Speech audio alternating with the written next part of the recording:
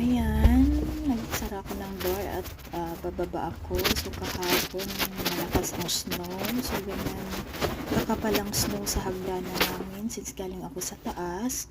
So ayan, kung makikita nyo, natabunan ng snow yung mga sasakyan na nakapark dito sa baba.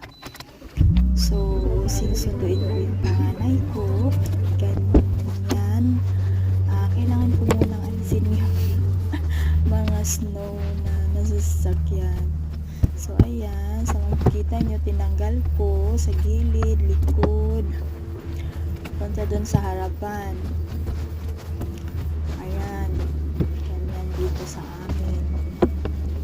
Actually, hindi pa to ang pinakamalakas. Marami pang mga snow na nagdaan or dadaan pa na mas malakas pa dito. So, sa ngayon, medyo humupa na. Maganda na yung panahon, pero nag-snow pa rin. Pero hindi na kagaya kahapon na sobrang lakas ng snow. So, ayan, malinis na siya. Hindi na ako pumasok.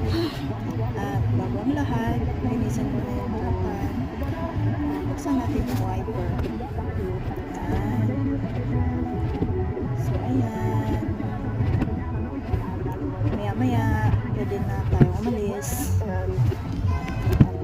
So, yun.